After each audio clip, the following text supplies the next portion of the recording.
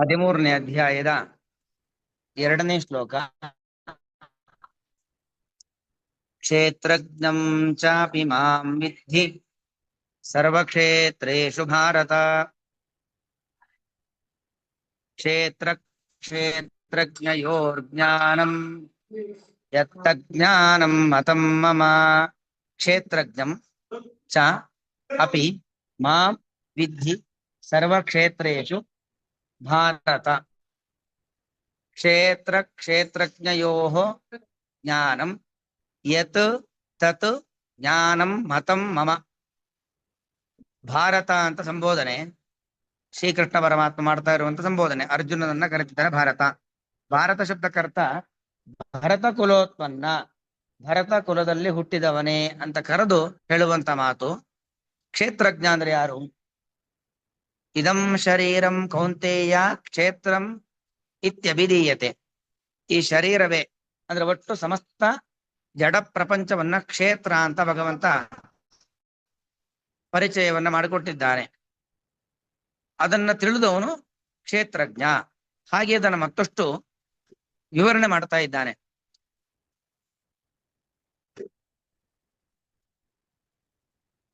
ಆ ಕ್ಷೇತ್ರಜ್ಞ ಅಂದ್ರೆ ಯಾರು? ಕ್ಷೇತ್ರವನ್ನ ತಿಳಿದವನು ಕ್ಷೇತ್ರ. ಹಾಗಾದ್ರೆ ಕ್ಷೇತ್ರವನ್ನ ತಿಳಿದವನು ಅಂದ್ರೆ ಯಾರು? ಸಮಸ್ತ ಬ್ರಹ್ಮಾಂಡವನ್ನು, ಸಮಸ್ತ ಜಡ ಪ್ರಪಂಚವನ್ನು ಎಲ್ಲವನ್ನೂ ತಿಳಿದವನು ಯಾರು ಅಂದ್ರೆ ಅದು ನಾನೇ. ಕೃಷ್ಣ ಪರಮಾತ್ಮ ಹೇಳ್ತಿದ್ದಾನೆ, ಕ್ಷೇತ್ರಜ್ಞಂ ಚಾಪಿ ಮಾಂ ವಿದ್ಧಿ.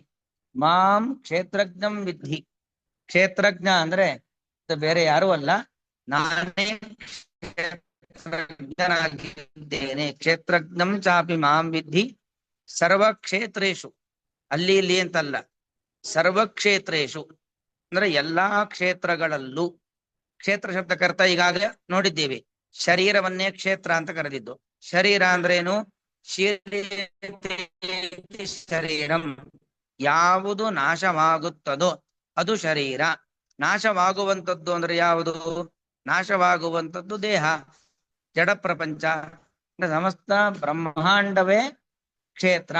ಕ್ಷೇತ್ರ ಹಾಗೆ ಸರ್ವಕ್ಷೇತ್ರೇಷು ಮಾಂ ವಿದ್ಧಿ. ಸರ್ವಕ್ಷೇತ್ರೇಷು ಮಾಂ ವಿದ್ಧಿ. ಸರ್ವಕ್ಷೇತ್ರಗಳಲ್ಲೂ ನಾನಿದ್ದೇನೆ ಎಂಬುದಾಗಿ ತಿಳಿದುಕೋ. ಕ್ಷೇತ್ರಜ್ಞ ಅಂದ್ರೆ ನಾನು ಅಂತ ತಿಳ್ಕೊ. ಎಲ್ಲಾ ಕ್ಷೇತ್ರಗಳಲ್ಲೂ ಸಮಸ್ತ ಜಡ ಪ್ರಪಂಚಗಳಲ್ಲಿ ಇರುವವನು ನಾನು, ಮತ್ತು ಸಮಸ್ತ ಜಡ ಪ್ರಪಂಚಗಳನ್ನ ತಿಳಿದವನು ನಾನು ಅಂತ ಅರ್ಥ. ಏನು? ಪ್ರಕೃತಿ, ಮಹತ್ತತ್ವ, ಅಹಂಕಾರ ತತ್ವಾದಿಗಳು, ಪಂಚಭೂತಗಳು, ಇದೆಲ್ಲವೂ ಕೂಡ ಕ್ಷೇತ್ರ. ಅದರ ಒಳಗಡೆ ಇದ್ದು ಆ ಮೂಲ ವಸ್ತುವನ್ನ ಕಾರ್ಯರೂಪಕ್ಕೆ ಬರುವಂತೆ ಮಾಡುವವನು ಅದು ಭಗವಂತ. ಹಾಗೆ ಇದೆಲ್ಲವೂ ಕೂಡ ಭಗವಂತನೇ ಆಗಿದ್ದಾನೆ. ಕ್ಷೇತ್ರಜ್ಞಂ ಚಾಪಿ ಮಾಂ ವಿದ್ಧಿ ಸರ್ವಕ್ಷೇತ್ರೇಷು ಭಾರತ. ಕ್ಷೇತ್ರಜ್ಞಯೋಃ ಜ್ಞಾನ.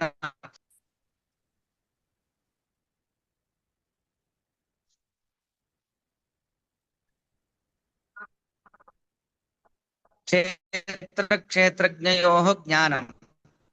ಕ್ಷೇತ್ರ ಮತ್ತು ಕ್ಷೇತ್ರಜ್ಞ ಸಮಸ್ತ ಜಡ ಪ್ರಪಂಚ.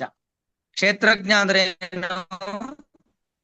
ಸಮಸ್ತ ಅದನ್ನ ತಿಳಿದಿರತಕ್ಕಂತಹ ಸಮಸ್ತ ಜಡ ಪ್ರಪಂಚವನ್ನ ಅರಿತ ಭಗವಂತನನ್ನ ಕ್ಷೇತ್ರಜ್ಞ ಅಂತ ಕರೆಯುವಂಥದ್ದು. ಕ್ಷೇತ್ರಜ್ಞಯೋಃ ಜ್ಞಾನಂ ಯತ್. ಯತ್ ಕ್ಷೇತ್ರಜ್ಞಯೋಃ ಜ್ಞಾನಂ. ಏನು ಕ್ಷೇತ್ರ ಮತ್ತು ಕ್ಷೇತ್ರಜ್ಞ ಇವುಗಳ ಜ್ಞಾನ ಅಂತಿದೆಯೋ, ಯತ್ ತತ್ ಜ್ಞಾನಂ ಮತ ಮಮ, ಅದೇ ನನ್ನ ಜ್ಞಾನ. ಮಮ ಅಂದ್ರೆ ನಾವು ಸಮಸ್ತ ಜಡ ಪ್ರಪಂಚವನ್ನು, ಸಮಸ್ತ ಚೇತನ ಪ್ರಪಂಚವನ್ನು ಮತ್ತು ಚೇತನ ಜೀವ ಮತ್ತು ಜಡಾತ್ಮಕವಾದ ಪ್ರಪಂಚವನ್ನ ಪ್ರೇರೇಪಿಸುವಂತಹ ಭಗವಂತನನ್ನ ತಿಳಿಯುವುದು ಅಂತೇನಿದೆ, ಚೇತನಾತ್ಮಕವಾಗಿರ್ತಕ್ಕಂಥ ಪ್ರಪಂಚವನ್ನ ನಾವು ತಿಳಿಯೋದೇನಿದೆ, ಆ ತಿಳಿಯುವ ಒಂದು ಪ್ರಕ್ರಿಯೆ ಇದೆಯಲ್ಲ, ಆ ತಿಳಿಯುವ ಪ್ರಕ್ರಿಯೆ ಅದೇ ಭಗವಂತ ಜ್ಞಾನ. ಯತ್ ತತ್ ಜ್ಞಾನಂ ಮಮ. ಮಮ ಜ್ಞಾನ ತಿಳಿಯೋದು ಅಂದ್ರೆ ಏನು? ದೇವರಿಂದ ನಿರ್ಮಾಣವಾದ ಬ್ರಹ್ಮಾಂಡವನ್ನ ತಿಳಿಯೋದು, ದೇವರಿಂದ ನಿಯಂತ್ರಿತರಾದಂತಹ ಈ ತೃಣಕ್ಕೆ ಒಳಗಾಗಿರತಕ್ಕಂತಹ ಎಲ್ಲಾ ವ್ಯಕ್ತಿಗಳನ್ನ ತಿಳಿಯುವಂಥದ್ದು. ಅದೇ ದೇವರ ಜ್ಞಾನ. ಯಾಕಂದ್ರೆ ನಾವು ಒಂದು ಮಡಿಕೆ, ಉದಾಹರಣೆಗೆ ಒಂದು ಬಟ್ಟೆ, ಅದ್ರ ಬಗ್ಗೆ ನಾವು ತಿಳ್ಕೊಳ್ಬೇಕು ಅಂತ ಆದ್ರೆ ಆ ಬಟ್ಟೆಯ ಗುಣಗಳನ್ನ, ಬಟ್ಟೆ ಮಾಡಿದಂತ ವ್ಯಕ್ತಿಯಲ್ಲಿರ್ತಕ್ಕಂಥ ಸಾಮರ್ಥ್ಯವನ್ನ ಎಲ್ಲ ತಿಳ್ಕೊಳ್ತೀವೋ ಇಲ್ವೋ? ಹಾಗೆ ಈ ಬ್ರಹ್ಮಾಂಡ ಮತ್ತು ಬ್ರಹ್ಮಾಂಡ ನಿಯಾಮಕನಾಗಿರ್ತಕ್ಕಂಥ ಭಗವಂತ ಮತ್ತು ಬ್ರಹ್ಮಾಂಡದಲ್ಲಿರ್ತಕ್ಕಂಥ ಚೇತನ ನಿಯಾಮಕನಾಗಿರ್ತಕ್ಕಂಥ ಭಗವಂತ, ಇದನ್ನೆಲ್ಲ ತಿಳಿದ್ರೆ ನಮಗೆ ದೇವರ ಬಗ್ಗೆ ಜ್ಞಾನ ಬಂದು ಬಿಡತ್ತೆ. ಹಾಗಾಗಿ ದೇವರನ್ನ ತಿಳಿಯೋದು ಅಂದ್ರೆ ದೇವರಿಂದ ನಿಯಂತ್ರಿತವಾದ, ದೇವರ ನಿಯಮನೆಗೆ ಒಳಪಟ್ಟಿರ್ತಕ್ಕಂಥ ಬ್ರಹ್ಮಾಂಡವನ್ನ ತಿಳಿಯೋದೇ ದೇವರನ್ನ ತಿಳಿಯೋದು ಅಂತ ಅರ್ಥ. ಭಾರತ ಅಂತ ಸಂಬೋಧನೆ. ಎಲೆ ಭರತ ಕುಲೋತ್ಪನ್ನನೆ ಕ್ಷೇತ್ರಜ್ಞಂ ಮಾಂ, ಕ್ಷೇತ್ರಜ್ಞ ಎಂಬುದಾಗಿ ಮಾಂ ನನ್ನನ್ನು ವಿದ್ಧಿ ತಿಳಿದುಕೋ. ಸರ್ವಕ್ಷೇತ್ರೇಶು ಎಲ್ಲಾ ಕ್ಷೇತ್ರಗಳಲ್ಲೂ, ಕ್ಷೇತ್ರ ಅಂದ್ರೆ ಈಗಾಗಲೇ ತಿಳಿಸಿದಂತೆ ಶರೀರ, ಎಲ್ಲಾ ಶರೀರಗಳಲ್ಲೂ ಇರುವಂತಹ ನನ್ನಕ್ಕೆ ಅದು ಅಧಿಕರಣ ಸಪ್ತಮಿ ಭಕ್ತಿ ಇದೆ. ಸರ್ವಕ್ಷೇತ್ರೇಶು ಸಪ್ತಮಿ ಭಕ್ತಿ. ಹಾಗಾಗಿ ಎಲ್ಲಾ ಕ್ಷೇತ್ರಗಳಲ್ಲೂ ಮಾಂ ನನ್ನನ್ನು ಕ್ಷೇತ್ರಜ್ಞಂ, ಕ್ಷೇತ್ರಜ್ಞ ಎಂಬುದಾಗಿ ವಿದ್ಧಿ ತಿಳಿದುಕೋ. ಮಾಂ ಚ ಅಪಿ ವಿದ್ಧಿ, ನನ್ನನ್ನು ಈ ರೀತಿಯಾಗಿ ತಿಳಿದುಕೋ. ಅಂದ್ರೆ ಅರ್ಥ ಏನು? ಚ ಅಪಿ ಮಾಂ ಚ ಅಪಿ ವಿದ್ಧಿ, ನನ್ನನ್ನೇ ತಿಳಿದುಕೋ ಅಂತ ಅರ್ಥ. ಮಾಮೇವ, ಎಲ್ಲಾ ಕ್ಷೇತ್ರಗಳ ಒಳಗಡೆ ಇರುವಂತವನು ಯಾರು ಅಂದ್ರೆ ಅದು ನಾನೇ ಹೊರತು ಮತ್ತಾರೂ ಕೂಡ ಅಲ್ಲ ಅನ್ನೋದು ಆ ಅವಧಾರಣವನ್ನು ತಿಳಿಸಿಕೊಡುವಂಥದ್ದು. ಎಲ್ಲರ ಅಂತರ್ಯಾಮಿ, ಎಲ್ಲರ ನಿಯಾಮಕ ಅದ್ಯಾರು ಅಂದ್ರೆ ಅದು ಭಗವಂತನೇ ಹೊರತು ಬೇರೆ ಯಾರು ಕೂಡ ಅಲ್ಲ. ಕ್ಷೇತ್ರಜ್ಞಯೋ ಯತ್ ಜ್ಞಾನಂ, ಕ್ಷೇತ್ರ ಮತ್ತು ಕ್ಷೇತ್ರಜ್ಞ ಇವರ ಒಂದು ಜ್ಞಾನ ಏನಿದೆ, ತತ್ ಜ್ಞಾನಂ ಮಮ ಜ್ಞಾನಂ. ನೀವು ಕ್ಷೇತ್ರವನ್ನು, ಕ್ಷೇತ್ರಜ್ಞವನ್ನು ಸರಿಯಾಗಿ ತಿಳಿಯೋದು ಅದೇ ನನ್ನ ಜ್ಞಾನ. ಅಥವಾ ಯಾವುದು ಸರಿಯಾದ ಜ್ಞಾನ ಅಂದ್ರೆ ಕ್ಷೇತ್ರವನ್ನು, ಕ್ಷೇತ್ರಜ್ಞರ ಜ್ಞಾನವನ್ನು ತಿಳಿಯೋದೇ ಸರಿಯಾದ ಜ್ಞಾನ. ತಿಳ್ಕೊಳ್ಳಿಕ್ ಬೇಕಾದಷ್ಟು ವಿಚಾರಗಳಿದ್ದಾವೆ, ತಿಳಿದುಕೊಳ್ಳಿಕ್ಕೆ ಬೇಕಾದಷ್ಟು ವಿಚಾರಗಳಿದ್ದರೂ ಕೂಡ ಮುಖ್ಯವಾಗಿ ತಿಳಿಯಬೇಕಾಗಿರ್ತಕ್ಕಂಥದ್ದು ಅಂದ್ರೆ ಯಾವುದು? ಕ್ಷೇತ್ರ ಮತ್ತು ಕ್ಷೇತ್ರಜ್ಞ. ಕ್ಷೇತ್ರ ಅಂದ್ರೆ ಜಡ ಪ್ರಪಂಚ, ಕ್ಷೇತ್ರಜ್ಞ ಅಂದ್ರೆ ಅದನ್ನ ನಿಯಾಮನೆ ಮಾಡತಕ್ಕಂಥ ಭಗವಂತ. ಇದನ್ನ ತಿಳಿಯುವಂಥದ್ದೇ ಸರಿಯಾದ ಒಂದು ಜ್ಞಾನ. ಕ್ಷೇತ್ರಜ್ಞಂ ಚಾಪಿ ಮಾಂ ವಿದ್ಧಿ ಸರ್ವಕ್ಷೇತ್ರೇಷು ಭಾರತ ಕ್ಷೇತ್ರಜ್ಞಯೋ ಜ್ಞಾನಂ ಯತ್ ತಜ್ಞಾನಂ ಮತಂ ಮಮ. ಅದೇ ಜ್ಞಾನ. ಅಲ್ಲೇ ಹಿಂದೊಂದು ಪ್ರಶ್ನೆ ಬಂತು ನೋಡಿ, ಅರ್ಜುನ ಮಾಡಿರ್ತಕ್ಕಂಥ ಪ್ರಶ್ನೆ, ಜ್ಞಾನಂ ಜ್ಞೇಯಂ ಚ ಕೇಶವ. ನಾನು ಯಾವ್ದಾವ್ದ್ರ ಬಗ್ಗೆ ತಿಳ್ಕೊಳ್ಬೇಕು ಅಂತ ಹೇಳಿದ್ರೆ 6 ಹೇಳ್ದ ಅರ್ಜುನ. ಒಂದು ಪ್ರಕೃತಿ, ಪುರುಷ, ಕ್ಷೇತ್ರ ಜ್ಞಾನ ಮತ್ತು ಜ್ಞೇಯ. ಅದಕ್ಕೂ ಕೃಷ್ಣಲ್ಲಿ ಉತ್ತರ ಕೊಡ್ತಿದ್ದಾನೆ. ಕ್ಷೇತ್ರ ಅದನ್ನ ಅರಿತಂತ ಭಗವಂತ ಅವನು ಕ್ಷೇತ್ರಜ್ಞ. ಜ್ಞಾನ ಅಂದ್ರೆ ಯಾವುದು ಅಂದ್ರೆ ಇದೇ ಜ್ಞಾನ. ಅಂದ್ರೆ ನಮಗೆ ಏನೇನೇನೋ ತಿಳುವಳಿಕೆ ಇದೆ, ಅದೆಲ್ಲವೂ ನಿಜವಾದ ಜ್ಞಾನ ಅಲ್ಲ. ತಿಳಿಯಲೇಬೇಕಾದ ಜ್ಞಾನ ಅಂದ್ರೆ ಯಾವುದು ಅಂದ್ರೆ ಏತಯೋ ಜ್ಞಾನಂ, ಕ್ಷೇತ್ರ ಮತ್ತು ಕ್ಷೇತ್ರಜ್ಞ ಇದೆಯಲ್ಲ ಅವುಗಳ ಬಗ್ಗೆ ತಿಳಿಯೋದೇ ನಿಜವಾದ ಜ್ಞಾನ. ನಾವು ನಮ್ಮ ಜೀವನದಲ್ಲಿ ಹುಟ್ಟಿನಾಗಿಯಿಂದ ಹಿಡಿದು ಹಂತವಾಗಿ ಅನೇಕ ವಿಚಾರಗಳನ್ನ ತಿಳಿತಾ ಇರ್ತೇವೆ. ಆದರೆ ಅದ್ಯಾವುದೂ ಮುಖ್ಯ ಜ್ಞಾನ ಅಲ್ಲ. ಮುಖ್ಯ ಜ್ಞಾನ ಅಂದ್ರೆ ಏನು?